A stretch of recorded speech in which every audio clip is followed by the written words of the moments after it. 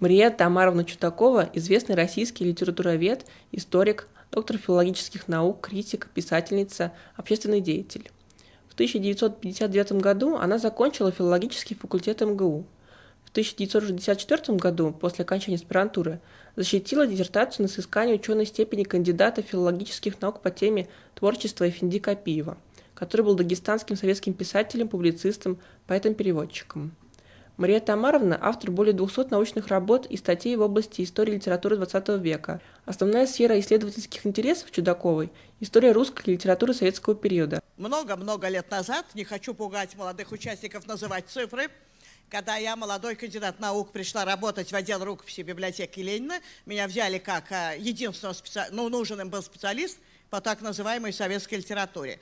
Хотя я им быстро доказала, что само слово «советская литература», а там была очень умная заведующая, которая все это поняла, является ненаучным понятием, и нельзя, например, выделить, как они меня просили, для юбилея там советской власти очередного, выделить среди материалов отдела рукописи библиотеки Ленина материалы советской литературы. Я сказала, это сделать невозможно. Почему?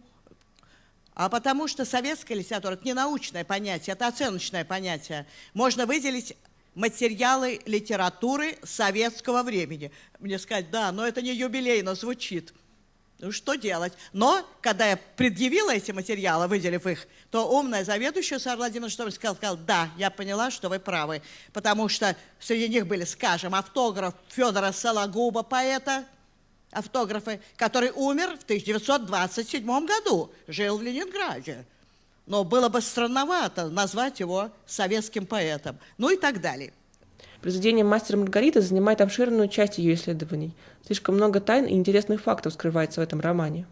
Для меня тайна, скажу совершенно честно, относительно молодых, особенно юных даже, потому что сколько не проверяют, социальные опросы проводят в Москве, вот последний был лет 7 назад, от 12 до 17 лет в гимназиях по-прежнему «Мастер Маргарита» на первом месте. Для меня это одна из тайн Булгакова, потому что я привыкла думать, что роман спроецирован на советское время, и там игра с ним идет. Ну как же те, кто абсолютно не представляют советского времени, так любят роман? Но факт остается фактом. Вот. Так вот, через некоторое время архив начал покупать, отдел рукописи начал покупать архив Булгакова, материалы у Елены Сергеевны Булгаковой. И через некоторое время, опять-таки, я как специалист именно по советской так называемой литературе начала его обрабатывать и познакомилась с Еленой Сергеевной. И одно из первых, когда я посмотрела архив, о чем я ее спросила, что, говорю, за странная тетрадка с вырванными листами, у корешка оставлено вот столько. Она говорит, это ранняя редакция «Мастера Маргариты», очень ранняя. А как это, зачем он это сделал? А он, говорит, я ему печатал на машинке письмо правительству в марте 30-го года, и когда он дошел, диктуя до слов, и я сам своими руками бросил в печку роман о дьяволе, он остановился и сказал, ну раз это написано, это должно быть сделано. Он тогда был в полном отчаянии, не знал, будет ли дальше работать, он стал выдирать на ее глазах листы и бросать их в печку. Я его спросила потом, говорит, уже в ужасе от всего этого, но потом спросила, а почему же ты тогда не все тетрадь уничтожила? На это он ответил, если я уничтожу все, никто не поверит, что роман был. У него было все продумано. Ну, я успокоилась на этом ее ответе. Но когда я дошла в обработке, так называемой, архива до этой тетради, Елены Сергеевны уже не было на свете, увы, это совсем другая мера ответственности. Я должна была своей рукой, если это «Мастер Маргарита», в квадратных скобках написать на обложке, такой с клапанами, что написать должна была «Мастер Маргарита», первая редакция, такие-то годы. Я стала пытаться тогда рассматривать ее пристально, чтобы убедиться на 100%, что это действительно «Мастер Маргарита». Я же вообще эти обрывочки не смотрела до этого. Ну, за 2 года я восстановила. То есть я сама не думала, что я буду реконструировать. Это получилось само. Я поняла, что я реконструирую сожженную редакцию. Вот как называется это. И это удалось сделать. И вот польза от этого была уже хотя бы та, я восстановила 15 глав за 2 года, 300 страниц, вот таких вот, ну, тетрадочных страниц. И польза была та, что я твердо удостоверилась, что в первой редакции, 28-29 год, не было ни мастера, ни Маргариты среди персонажей. Там был герой Феся, и я не сразу поняла, я сначала думала, а может где-нибудь в главах последующих должен был быть мастер, недописанных, а потом довольно быстро поняла, что нет. Этот человек становится специалистом по средневековью, медиевистом, по итальянскому главному и по демонологии. И там много названий его работ, которые, к счастью, уцелели, потому что они были в конце тетрадки, где были подготовительные материалы, их он не уничтожал. И там названия Фесиных работ, очень серьезный ученый-медиевист, которых мы с вами в своем отечестве знаем, как был, скажем, Арон Яковлевич Гуревич, автор книги замечательной категории средневековой эстетики и так далее. Вот. И вот дальше, после революции, он, да, тут видно, очень трудно было восстанавливать, очень маленькие кусочки, но явно, что у него было видение какого-то шабаша, которое посетило его, это видение, в результате его демонологических занятий и так далее, и так далее. Ясно, что автор готовил его на встречу с Воландом, но, так сказать, встречу фундированную. Он не должен, Воланд не должен был его удивить. Впоследствии, в поздних редакциях, когда вернулся Булгаков к этому, мастер композиционно появился в том самом месте, где была глава об этом Фесе. То есть он одного героя вынул, а другой на это место вставил. Но он не мог продолжать. Там только наброски. Но совершенно ясно, что изменился замысел. Практически я даже считаю, что можно говорить так.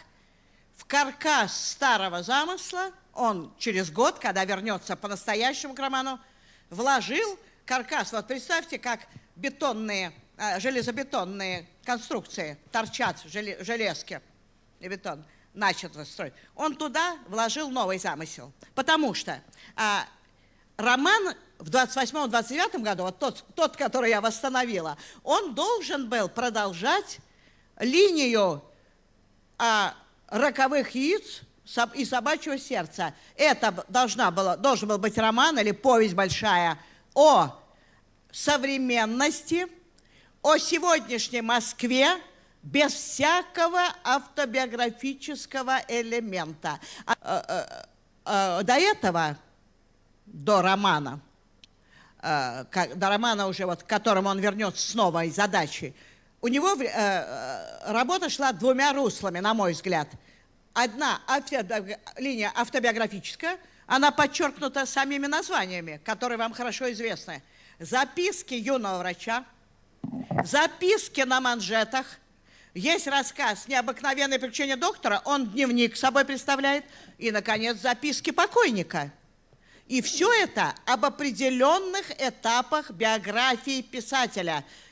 Я, честно говоря, когда читала в отделе рукописи впервые записки на манжетах, собирая их из разных источников, то я, как ученица, формалистов, Апояза, Тынянова, Шкловского, Хенбаума, говорила себе, что это прием у него такой. Кажется, что автобиография, а на самом деле нет.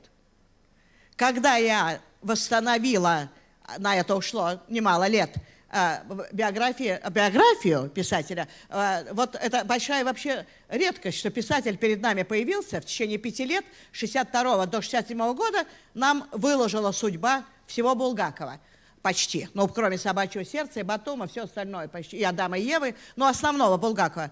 И вот если тут сидят кто-то постарше, то они помнят, что он явился к нам без биографии. Такого вообще не бывает. О нем ничего не было известно. Поэтому я говорила примерно, собеседников моих за последующие годы было, я думаю, около 100 его современников успела застать. И от каждого я, так сказать, восстанавливала, как вот в этой редакции, какую-то строку его биографии.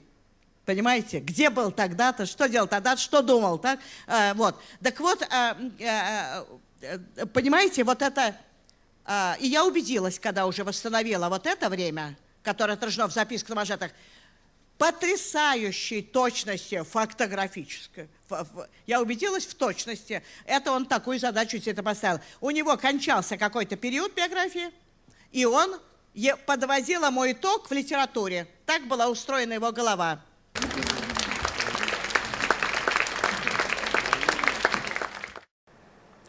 У Булгакова есть небольшой рассказ 22 года «Необыкновенные приключения доктора».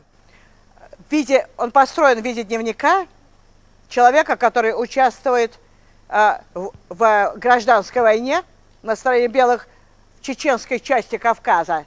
И вот там, описывая всякие тяжелые последствия войны, автор обронивает такую фразу, которая для меня очень важная. «А не жги аулов». Как бы не надо жечь аулов, тогда не будет таких печальных последствий. И вот эта фраза показывает, что со времени Пушкина прошло, который был божество для Булгакова, прошло все-таки более века почти, около века, и вместо фразы Пушкина «Дрожи, Кавказ, идет Ермолов», Булгаков, человек иного времени, начала 20 века, говорит нравоучительно «А не жги аулов». Вот это для меня его отношение к Кавказу, если хотите.